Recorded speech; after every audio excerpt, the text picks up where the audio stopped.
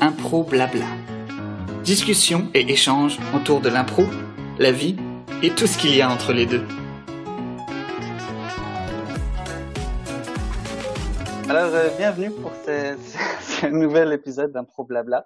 On a pris l'initiative de reprendre contact avec des amis tout droit venus des Europes. Aujourd'hui, je suis avec Pierre Van Wambeek, tout droit venu du Luxembourg, qui est membre de la FLI, la Fédération luxembourgeoise d'improvisation. Salut Armand.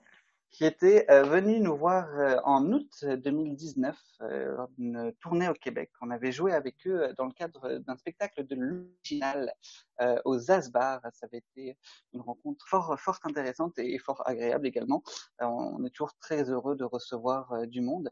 Si je me souviens bien, j'ai fouillé dans mes archives, on avait joué ce match avec Nathalie, excuse-moi si je mal prononce les noms, Nathalie Differdange. Oui, c'est bien ça. Yeah. Céline Geert. Geert, oui. Sylvain de Pellegrin. Absolument. Et Fabienne Origer. Voilà, exactement. Alors, et je crois que vous étiez plusieurs autres également à faire la tournée. Oui, on était 13 en déplacement.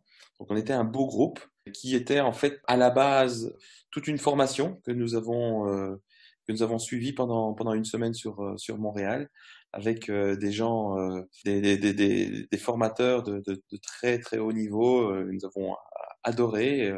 En tout cas, voilà, on était venus dans le cadre d'une formation et du coup on s'est dit, comme on est là, on va faire le tour d'une série de troupes pour voir s'il y a des moyens de faire des rencontres. Et ça reste des moments mémorables. Super. Bon, on aura le temps de réaborder tout ça. Moi, je voulais commencer un petit peu avec toi, ton parcours personnel d'improvisateur, éventuellement ce que tu fais dans la vie. On parlera également de la FLI, la Fédération luxembourgeoise. Je crois que tu en es le président, c'est ça? Oui. J'ai cette chance-là, absolument. On va pouvoir aborder justement tout ce qui est structure. Ça m'intéresse énormément et j'ai quelques petites questions par-ci par-là. Donc, ça va être une belle conversation.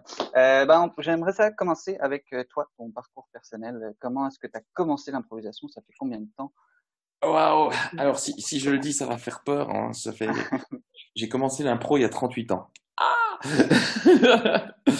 Oui, j'affiche fièrement un 5 et un 0.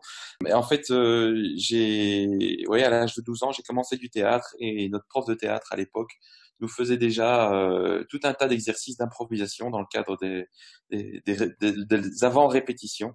Et à l'époque, ça ne portait pas le nom d'impro, c'était du théâtre tout simplement, mais pour autant, on était vraiment dans une démarche d'improvisation théâtrale. J'ai continué le théâtre pendant quelques années. Et puis, avec ma formation d'ingénieur, quand tu arrives à l'UNIF, t'as plus le temps. À ce moment-là, j'ai mis une pause carrière, si je puis dire, pour me consacrer à mes études et à mes premiers jobs, etc. Jusqu'au moment où, quand la famille est là, quand les enfants ont grandi, on se dit, on a le temps de revenir. Et il y a 10 ans de ça, je suis revenu en impro. Ça fait, je vais dire, 9 ans. Pourquoi? Parce que je me suis dit, mais est-ce que j'ai vraiment le temps? Alors, pour la petite information, donc je suis chef d'entreprise. J'ai 2 ex-startups que j'ai amené à bien aujourd'hui, qui sont deux sociétés bien profitables, mais pour autant qui demandent beaucoup de temps. Et je me suis dit, si je dois me relancer sur de l'étude de texte, l'effort sera tellement grand que je risque de me fatiguer. Et quand j'ai revu je suis allé revoir un match d'impro ici à Luxembourg et je me suis dit, mais ça me manque tellement. Et donc je suis revenu à l'impro en me réinscrivant dans une troupe luxembourgeoise et en me relançant dans l'aventure. Et puis, de fil en aiguille, je suis passé sur une autre troupe dans laquelle je suis resté de nombreuses années pour faire à un moment un constat. C'est que dans la région luxembourgeoise, on était toute une série de petites troupes, mais on ne se parlait pas. On se regardait plus en chien de faïence. Et moi, qui suis plutôt un extraverti et qui a une tendance à garder des bons contacts avec beaucoup de monde, finalement, je me suis rendu compte que j'avais envie d'aller voir les autres, mais qu'il y avait une sorte de comment tu vas voir les autres alors que tu devrais t'impliquer chez nous. J'aimais pas ce climat de compétition qui n'en était pas une pour moi, parce que Ouais. j'étais beaucoup plus dans un souhait de partager avec les autres et pas de se dire mais on est meilleur, on est moins bien.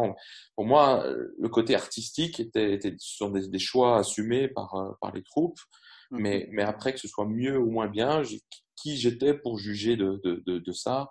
En tout cas, Et j'estimais qu'il y avait bien mieux à faire que ça. Ce constat-là, je l'ai fait il y a trois bonnes années en fait, où là j'ai commencé à la fois à m'investir un peu plus et à un moment donné j'ai été invité par une autre troupe à aller faire les mondialitos en Belgique, ce qui n'a pas plu à mon directeur artistique de l'époque Mhm. parce qu'il a dit mais au nom de quoi tu ne m'as pas demandé pour aller jouer avec cette troupe. Mhm. Et là, c'est une petite fracture. Et donc, j'ai dit, mais c'est tout ce que je ne veux pas. Alors que de l'autre côté, aller jouer avec les autres, ça avait été un vrai Ouais. plaisir. Et donc, on s'est quitté avec le directeur artistique, mais j'ai gardé de superbes contacts avec la troupe à l'époque. Je suis parti vraiment la mort dans l'âme, mais en disant, moi, c'est pas ça que pour moi l'impro, c'est pas ça. Pour moi, l'impro, c'est justement le rassemblement de personnes. Et donc, à ce moment-là, en électron libre, je me suis dit, mais je vais contacter toutes les troupes et tous les leaders dans ces troupes pour leur proposer de faire une fédé non pas d'aller imposer ou de diriger les associations, ni de faire de l'ingérence, loin de là, mais plutôt se dire, mais qu'est-ce qu'on a en commun? Qu'est-ce qui fait qu'on a envie à certains moments de faire de l'impro? Quelles sont nos valeurs communes? Quels sont nos besoins communs? Parce qu'on a tous besoin de salles d'entraînement, de salles de spectacle, de public, de staff pour aider, de coach, parce que c'est pas évident de trouver des coachs, de faire venir des coachs qui viennent de loin et du Canada par exemple. Mais quelle troupe de 7-8 personnes peut se payer un coach qui vient du Canada? Et donc de se dire, ben, tous ces points sont des choses qu'on est tous en train de rechercher.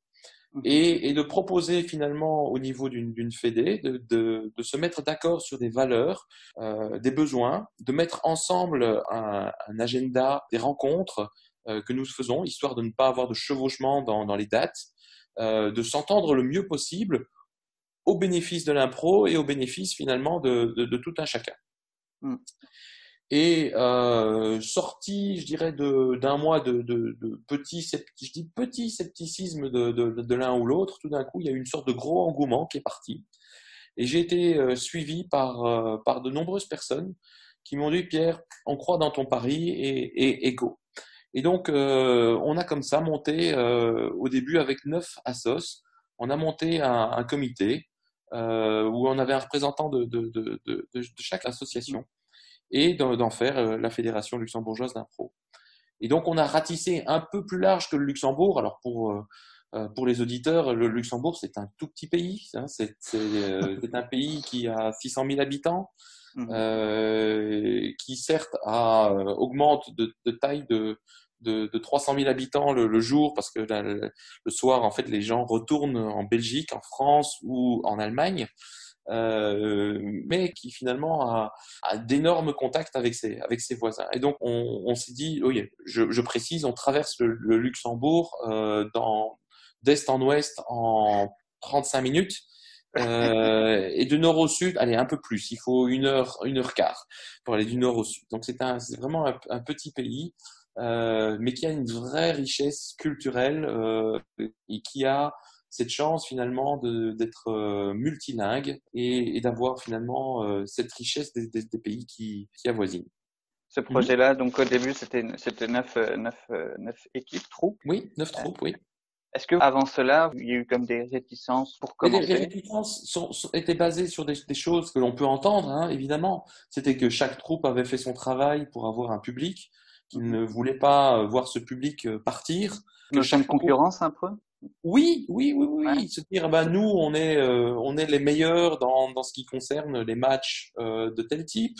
Nous, on n'est pas intéressé par des matchs, mais on veut juste faire des concepts. Nous, il n'est pas question que la FLI vienne nous expliquer comment on doit travailler, ou on ne veut ouais, pas avoir de ligne directrice venant de la FLI. Et tout ça s'entendait. Et donc, une fois qu'on a eu apaisé en fait toutes ces craintes, de dire mais on va sortir gagnant par le haut et que finalement le plus petit commun dénominateur ce sera tout ce qu'on a en commun et pas tout le contraire, tout ce qu'on n'a pas en commun, eh bien chacun le gardera. Et quand tout le monde a entendu ça, qu'ils ont vu les statuts de la société, parce qu'on en a fait une société, hein, ce qu'on appelle une association sans but lucratif, eh bien, les différentes assos nous ont rejoints en se disant, bon, ok, voilà, on est parti. Et de se dire que, voilà, qu'est-ce que chacun veut mettre à disposition des autres. Et en fait, là où on a commencé à vraiment fédérer, c'est quand on a commencé à faire les premières formations, où tout d'un coup, on faisait venir quelqu'un qui venait en TGV ou en avion de 1000 km, qui allait nous coûter une somme qui ne pouvait être acceptable que si on était 12, voire 15 dans la formation. Eh bien, quand on a fait les premières formations comme ça, où tout d'un coup les gens se sont retrouvés, il y a eu des échanges un peu magiques qui se sont faits. Et du coup, bah voilà, là tout d'un coup les liens se sont faits. Ah ben moi je suis dans telle troupe et ces formations ont commencé à souder mhm, les différentes assos. Et du coup, bah, les assos on se sont dit ah bah tiens, finalement on ne se fait pas tellement concurrence. Si on se met d'accord sur le calendrier, sur pourquoi est-ce qu'on ne pourrait pas venir vous donner un coup de main pour le staffing? Pourquoi est-ce que tiens vous n'avez pas de projecteur? Bah, nous on en a. Si vous avez besoin, on vous met à la disposition des projecteurs. Mais au fait, votre table de mixage, est-ce que vous pourriez nous la prêter la première occasion? Et tout ça ok. est parti, mais comme un cercle vertueux. Est-ce que tu avais prévu ce genre de partage-là au début du projet? Est-ce que c'est quelque chose qui faisait partie des objectifs en quelque sorte? Alors, ça C'est faisait partie venu. des objectifs. Par contre, je ne pensais pas qu'au bout d'un an, la mayonnaise aurait pris à ce point-là. Mhm, Et pour continuer l'aspect fédérateur, on a décidé au niveau du comité de faire un grand événement à Luxembourg, ce qui ne se faisait pas tellement, où on a invité des troupes venant d'autres pays. Euh, donc on a fait le Flirt, le festival luxembourgeois d'improvisation richement théâtral. Et, et donc on a fait cet événement où toutes les troupes ont pu contribuer, aider et venir jouer les premiers soirs. ouais, Et ça a mis vraiment la cerise sur le gâteau. Et aujourd'hui, donc, avec le site web, avec l'agenda, alors pourquoi ça a fédéré encore plus? C'est parce que on s'est présenté à ce moment-là au niveau du ministère de la Culture à Luxembourg. Et on mhm, a eu une réunion avec le ministre de la Culture, carrément, qui a dit, ben, moi, je trouve que ce que vous avez fait est superbe, parce que au lieu d'avoir 14 demandes, parce que là, on était 14 à ce moment-là, au lieu d'avoir 14 demandes indépendantes, je vais avoir une demande et je vais avoir un interlocuteur pour cet art. ok. Et il dit, ça, c'est une vraie richesse. La ministre de la Culture nous a vraiment soutenus financièrement et au niveau de la communication. Donc, on a eu à Wow. ce niveau-là, on a eu vraiment un plus, ce qui nous a permis de vraiment avoir cette notion de fédé aujourd'hui reconnue par le ministère et d'avoir aussi un soutien au niveau de la commune qui nous héberge. Donc, la commune d'Esperange qui est Mhm, dans le grand Luxembourg, si tu veux, et qui nous d'accord. met à disposition tant des salles que quelques moyens quand on en a besoin. Parfait. Et au niveau des statuts au sein de la fédération, comment ça fonctionne? Est-ce Oui. que Donc, c'est une ça... association sans but lucratif qui a des obligations par ses statuts d'avoir un nombre de représentants au niveau du comité, de remettre, de publier une liste des membres Mhm, et finalement, ayant pignon sur rue, de devoir publier des comptes ou en tout cas de les mettre à disposition de ses membres. Ça ne va pas vraiment au-delà, hein. Dans les statuts, on explique un petit peu notre mode de fonctionnement, qu'est-ce qui se passe si jamais, pour une raison ou une autre, l'association venait à être dissoute, ou si il y avait des conflits. Donc tout ça est un peu comme une vraie société où on a des obligations et des droits et des devoirs, mais on les a limités de façon à ce qu'ils soient vraiment dans un contexte le plus collaboratif possible. Donc, en gros, si je résume, la structure même, elle permet de fournir des ressources matérielles, humaines, promotionnelles aussi avec le site. Exactement. Donc là, on a une page Facebook FLI, Fédération luxembourgeoise d'improvisation. Et de nouveau, l'idée étant à aucun moment de ne court-circuiter les assos, mais plutôt de les aider. Au même titre, les assos font appel très souvent à la FLI en disant, bah voilà, on a 4 jouteurs pour aller sur un déplacement à côte française ou en Italie. Il nous faudrait un 5e. Est-ce que qui au niveau de la FLI serait intéressé à nous rejoindre? Et donc là, on trouve du coup des ressources et ça donne de la force et de la représentativité. Et pour poursuivre sur ce sujet justement, mais donc je sois quelqu'un dans la région qui n'a jamais fait d'improvisation, qui a vu des spectacles, qui souhaiterait commencer. Comment est-ce que je pourrais commencer à faire de l'improvisation? Vers qui je me tournerais? Voilà. Alors, les gens qui s'adressent vers la FLI, parce qu'on ne pouvait pas, en fait, à un moment donné, la deuxième année, en fait, on s'est dit, mais c'est bien, on a une représentativité, mais effectivement, les gens qui viennent vers nous, qu'est-ce qu'on fait? Et on se rendait bien compte que toutes les assos, ne sont pas prêtes à prendre des débutants. Et on s'est retrouvé avec une situation finalement tout à fait étrange, c'est que à peu près toutes les assos étaient un peu saturées de débutants et que plus personne ne pouvait prendre des débutants. Alors du coup, on a créé un atelier débutant dans lequel nous avons fait appel à tous les coachs qui sont dans la FLI et de dire, ben voilà, tous les lundis soirs, nous voudrions en fait, parce que nous avions des locaux qui nous étaient mis à disposition, nous voudrions assurer cet atelier débutant. Et donc ici, on a eu un premier atelier débutant qui s'est très très bien passé. Et cet atelier débutant a rejoint une autre assoce qui, elle, s'est dissoute et qui était aussi faite avec des débutants. Et donc, ils ont fait en deuxième année un atelier 2 qui va terminer son année. Et donc, le contrat implicite qu'on a avec cet atelier 2, c'est qu'après, ils vont créer leur propre troupe qui s'appelle, entre parenthèses, Les Improbables.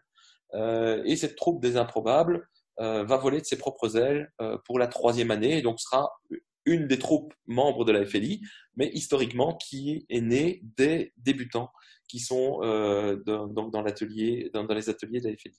On a un nouvel atelier 1 évidemment qui s'est créé en septembre, 16 personnes qui suivent les cours en atelier 1 et l'an prochain, ils monteront en atelier 2 de nouveau avec la même perspective de refaire une troupe par la suite. Ok, donc en fait, ça s'agrandit. C'est une forme de reproduction. Non, c'est pas Oui, des le terme. sémages, on va dire des sémages qui ont parlé en termes d'abeilles et Ouais.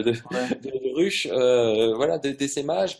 Notre prétention n'est pas de faire des troupes FLI, mais plutôt de faire de mettre ensemble des personnes qui prennent plaisir et qui, au bout de la deuxième année, se disent, bah oui, j'ai envie d'être dans une troupe avec des gens avec qui j'ai joué, ou bien de rejoindre une assoce qui a déjà pignon sur rue, et ça, c'est fait vraiment avec cet esprit de dire là, on donne matière à avoir du renouvellement et des nouveaux improvisateurs qui rejoignent les forces. C'est un beau modèle, je trouve. C'est- Le modèle marche bien. On a Ouais. été contacté par des Français aussi qui nous demandaient des informations justement sur ce modèle et on est très content parce que on va terminer donc notre troisième année et on est dans un contexte extrêmement stable avec donc aujourd'hui 15 assos au total qui sont donc françaises, belges, luxembourgeoises et qui ne se tapent pas dans les pieds, mais plutôt qui collaborent très très bien. Ok. Là, je suis sur le site et je compte 14 troupes, je crois, si j'ai bien compté, 14. Oui, on en Ça, a un 15e qui est dans le pipe et on super. attend en fait de les ajouter. Et ça fait combien de spectacles à peu près par année, ça? Alors ça, je ne l'ai pas compté, je l'ai pas dénombré comme ça. J'aurais tendance à dire, quand on a tout compté, on doit certainement dépasser un spectacle par semaine. Toute la sauce confondue, hein. Donc, sur une région qui va faire 200 km de haut en bas, chaque semaine, il y a quelque chose qui se passe. Mais Alors, moi, je trouve ça très le fun, là, justement. Puis même, j'imagine quand même, vous avez un vivier de public qui doit aussi répondre à ça pour que ça fonctionne. Puis personnellement, un petit peu comme tu l'expliquais, moi, je suis partisan plus il y a d'impro, plus il y a d'impro. Donc, j'imagine ça doit contribuer à ce phénomène-là dans la région plus oui, oui, largement. oui, tout à fait, tout à fait. Ça nourrit, ça donne des idées. Et les formations qu'on a, qui sont aussi assez pluridisciplinaires, permettent aussi aux improvisateurs de sortir de certains concepts dans lesquels ils se sont plu et dans lesquels finalement ils ont envie de trouver finalement d'autres voies. Et dans les ouvertures, ben, en fait, l'an dernier, quand Nicolas Michon est venu en Europe dans sa tournée, on a pris Nicolas pour nous donner un coaching au niveau de la FLI. Et j'avais le plaisir d'héberger Nicolas à mon domicile. À la fin de la soirée, je dis à Nicolas, moi je connais un tas de personnes qui ici auraient tellement envie d'aller suivre une semaine de formation au Canada, mais on a beau regarder, on ne trouve pas une semaine de formation. Ah, il me dit non, non, non, ça se fait pas comme ça au Québec. C'est des formations plutôt continues, une fois par semaine, etc. Je dis, mais Nicolas, vous avez des improvisateurs, vous avez des coachs extraordinaires. Au lieu de venir tous en Europe, pourquoi est-ce que nous, on ne viendrait pas chez vous? Et tu m'organises une semaine, moi, je t'organise le public. Et il me garde, t'es sérieux? Je dis, je ne suis, on ne peut plus sérieux. Et chiche, et pof, et il tape dans la main. Et j'ai lancé un sondage sur notre Facebook interne. En un quart d'heure, j'avais déjà une quinzaine de personnes qui marquaient leur intérêt. Et donc, je dis, mais écoute, Nicolas, moi, je te confirme plus que jamais, si avançons chacun de notre côté, vois si tu sais trouver des improvisateurs, enfin les coachs qui seraient intéressés. Et donc, j'ai fait, moi, le gentil organisateur pour tout ce qui était logement. On a organisé au niveau de la FNI cet événement. Et pour la petite histoire, quand j'ai annoncé qu'on allait faire des inscriptions et que les inscriptions seraient ouvertes, c'était au début mars, et j'ai donné une date, c'était un mercredi soir à minuit, les inscriptions seront ouvertes à minuit.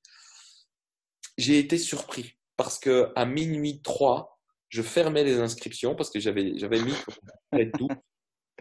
Et à minuit 3, j'avais 12 personnes inscrites Ah oui, formellement. Et donc, j'ai dû couper les inscriptions en disant, waouh, maintenant toutes les autres personnes vont être sur liste d'attente. Ça a été un engouement impressionnant. Et c'est comme ça qu'on s'est retrouvé à 13, parce que moi, je faisais partie aussi des gens qui avaient ouais. à 13 à venir sur Montréal pour une semaine extraordinaire, semaine pendant laquelle on vous a rencontré. Ouais. Et j'imagine que, vu cet engouement-là, vous prévoyez peut-être d'en refaire. Alors, on prévoit de le faire, ça fait partie des choses qu'on veut refaire. Donc, on Mhm. s'était dit on voudrait faire ce genre de choses tous les 2 ans. Je pense qu'il y a des gens qui sont partis, qui ont envie de repartir. Il y en Ouais, a bien d'autres sûr, qui ont vu le retour qu'on a eu, qui ne demandent qu'une chose, c'est de vivre la même expérience. bien sûr. Et bah, justement, par rapport au séjour en tant que tel, vous avez fait principalement des ateliers, vous avez joué donc avec nous, et vous avez pu faire quelques autres matchs, il me semble, Oui, on a joué un autre match aux Asbars. avec la Bisbee. Exactement. Mhm. Et un autre match où on a fait un déplacement. Et là, c'était aussi une très très belle rencontre. Et donc, ce qui a permis à tous les jouteurs finalement d'avoir une expérience minimum, une expérience match Mm. au Québec, et de revenir avec des étoiles dans les yeux par rapport à ces rencontres. Pour pouvoir dire, on l'a fait. Oui, on l'a fait, on l'a fait. Voilà, Et exactement. Ça a été quoi un petit peu votre perception des spectacles, même que vous avez pu voir? Est-ce que vous avez été surpris de certains aspects? Est-ce que ça correspondait à ce à quoi vous vous attendiez? On a été déjà très très content d'avoir 3 rencontres qu'on pouvait organiser. Ensuite, on a un peu découvert votre façon de faire le match avec un côté labo qui était très intéressant, qui nous a Mhm. beaucoup plu. Évidemment, on a apprécié la générosité que les Québécois ont dans le match, avec finalement énormément de générosité dans les offres, beaucoup de construction et une volonté finalement de prendre du plaisir avec nous et certainement pas de dire ben, on va vous montrer qu'on est les plus forts et que Ouais. voilà. Donc à aucun moment on ne s'est senti mal à l'aise ou mal reçu et c'était vraiment ça nous a fait vraiment chaud au cœur d'avoir ces échanges et pour nombreux d'entre nous d'avoir finalement gardé des contacts Facebook de se dire ben on reviendra et on va se revoir et on a appris aussi beaucoup avec les coachs qui nous ont demandé aussi des retours sur nos rencontres. Et pour certains sont venus voir les rencontres et de pouvoir justement le lendemain dans les coachings donner un petit retour, de dire bah, Mhm. tiens voilà chez nous ça se fait ou chez nous ça ne se fait pas Ok. comme ça de voir les petites différences qui sont en fait des richesses et c'est comme ça que nous on le voit souvent à la FLI, Exact. c'est que les différences sont des richesses. Ok. Donc globalement, vous aviez eu un séjour quand même assez dense et Un animé. séjour dense, on est revenu crevé mais heureux et vraiment riche de cette expérience. Vraiment, vraiment très, très, très riche. D'ailleurs, le groupe qui est parti, donc composé des improvisateurs de 7-8 assos différentes, se connaissent aujourd'hui d'une façon très, très forte. Hein. Ouais, On a logé sur les mêmes endroits, on a suivi les mêmes formations, on a eu ces mêmes rencontres. Donc ça soude encore plus évidemment. les gens dans la démarche. Et justement, tu parlais de richesse, de diversité en quelque sorte. Ça m'amène sur le sujet de, on peut appeler ça, je ne veux pas non plus partir dans des grandes envolées, mais de multiculturalisme du Luxembourg. Est-ce que ça contribue un petit peu à partager ce que vous faites? Est-ce que vous faites des spectacles en différentes langues, par exemple? Oui, oui. Alors effectivement, nous avons déjà des coachings qui se font à l'heure actuelle en 3 langues. Donc principalement les coachings sont donnés en français, mais on a certains coachings qui sont donnés en anglais. Mhm. Et on a fait à 2 reprises des tentatives, alors je appelle ça des tentatives, mais c'était des vrais coachings, hein, en luxembourgeois. Pour autant, c'est pas simple d'avoir un public en luxembourgeois. La culture luxembourgeoise est beaucoup plus liée à du théâtre rural. On a une faible audience et donc même si on avait toute une série d'improvisateurs luxembourgeois aujourd'hui pour trouver un public, il faudrait aller vers du francophone. Parfait. Donc on est aujourd'hui un peu plus limité. Il y a des débuts de one-man show qui commencent en luxembourgeois, mais typiquement la culture luxembourgeoise, vraiment du luxembourgeois originaire, hein, ça représente moins de 50% de la population luxembourgeoise, hein, faut le dire. Hein, c'est D'accord. pour ça qu'on parle un peu vraiment parler de multiculturalité au Luxembourg. Hein, D'accord. et donc c'est pour ça que le français et l'anglais ont pris leur dessus. Parfait. Et est-ce que toi, tu as participé à ces coachings-là ou ces tentatives Moi-même, en luxembourgeois? je suis coach. Depuis 4 ans, je fais des coachings. Mhm. J'en fais en français essentiellement, mais il m'est arrivé de donner des coachings en anglais ou d'en suivre avec des gens comme Joe Bill. La semaine dernière, j'ai suivi un coaching avec l'Improfest international, qui sont majoritairement une série de coachs allemands qui ont donné cours en anglais. Mhm. Et j'invite d'ailleurs à aller sur Facebook de voir un petit peu des coachings qui sont en train de donner. Mercredi, c'était magique. On s'est retrouvés à 80 dans un espace Zoom. 80, mais venant des pays. Il y avait des Italiens, des Canadiens, des Américains, des Chinois, des Australiens, tout ça dans une même session, et Ouais. des Allemands évidemment, des Bulgares, des Wow. Hongrois, tout ça dans une même session. Et il y a eu, de mémoire, il devait y avoir 7-8 workshops. Ça, c'était magique. J'invite à découvrir l'impro sur Zoom. C'est une autre dimension. Ouais, ouais. D'ailleurs, donc dans 1 heure et demie, moi je donne un coaching à l'atelier 1. On apprend à faire de l'impro devant un écran. Ouais. C'est une autre dimension, c'est une autre, ce sont des jeux un peu différents, mais qui apportent d'autres richesses parce que tout d'un coup, on se voit, ce qui n'est pas habituel en impro. Là, tout d'un coup, il y a la caméra. On peut jouer avec un écran et se dire, tiens, il y a des limites à un écran. Ça, c'est nouveau. On peut jouer sur des catégories qui sont propres à l'aspect audiovisuel. On peut vraiment jouer ça. Ça, c'est Et magique. c'est vrai que ça ouvre un nouveau champ des possibilités qu'on n'avait pas forcément osé développer. Puis là, la situation fait que on est poussé vers ça et c'est vrai qu'il y a tout à plein d'initiatives qui sont lancées dans le milieu de l'impro qui sont super intéressantes. Moi-même, j'ai des groupes justement avec qui je donne des ateliers, on a essayé ça. J'étais pas forcément formé pour le faire. Et tu te rends compte que oui, la dynamique est différente, mais ça se fait bien malgré tout dans les groupes avec lesquels tu Exactement. interagis. Tu sais, ils sont là aussi parce qu'ils ont envie d'être là. Oui. Donc il y a cette bienveillance qui reste là malgré tout.